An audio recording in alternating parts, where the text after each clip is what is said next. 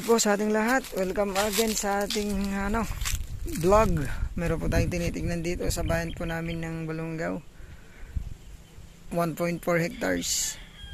Napakahaba po ng frontage, mga 100 meters more or less. So along provincial road po ito. Papunta pong Kuya po, San Rosales, ganun. So ito po yung property, hindi na po natamnan. Hanggang doon po may irrigation po doon. Yan, irrigation po yan. Makikita nyo po sa drone real view natin. Pwede po itong residential mga ma'am sir.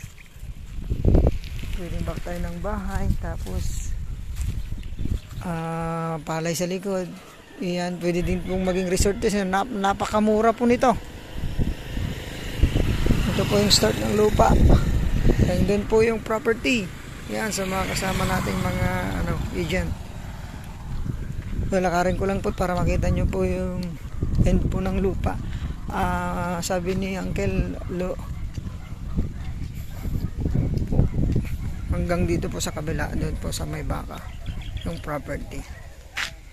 Pero pag naparelocate po ito, makikita po natin yung end po ng lupa.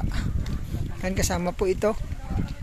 Kasama po itong property na to. Hanggang doon po sa may poste na yan. Ayan, napakahaba po ng frontage nito. Accessible po ito. May wala pang 1 kilometro. Nasa National Road ka na papuntang Isabela. Via Teplex Carmen Rosales. So napaka-accessible po nito. Murang-mura po ito. Dahil ras po ito. Patay po yung kanilang magulang sa title, pero they are willing to magpirma yung mga anak, kasi taga Manila sila, hindi na nila naasikaso itong lupa ayun, bibenta na po nila. So yan, sa yan, napuno na yan hanggang doon. Tapos yan, bayog. Yan po, pakahaba po ng frontage nito. Ang ganda pong gawing to, konting subdivide din, kasi sa mga nagsusubdivide. Yan, konting tabon lang po ito. Okay na po ito. Hanggang yan po yung property natin. Nandito na rin po ang internet, kuryente. May nawasan na rin po rito.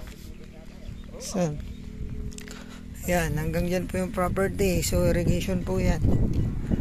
Makikita nyo po yung aerial view nito. Yung isiship po namin yung yung kanyang sukat. Yan. So yun nga po ang papel nito, titled property, pero patay pa yung nakapangalan. Pero so 1.4 hectares po ito. Ras na ras, 100 per square meter. Nako po, wala na pong ibang presyo dito, parang pamigay. Pero murang-mura talaga kasi national road, provincial road po ito. Yan, pero ang problema natin mga ma'am sir, sagot po ninyo ang capital gain tax. At ang 5% po, kasi hindi na rin po magbibigay yung seller natin. Ayaw rin po niya ng magdagdag pa para mabilis pong benta. Kaya yun, sagad-sagad na po, 100 per square meter. Linis po ng may-ari, 1.4 hectares.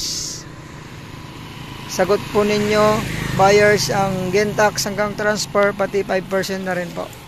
So yun, maraming salamat po mga prospect buyers po namin dyan. Sana magustuhan nyo po ito. Napakaganda po ito. Accessible. Tapos may mga internet ka na, water supply, electric supply. So wala na pong hahanapin pa. So yun, maraming salamat pong muli. Magustuhan nyo po ito. God bless po sa ating lahat.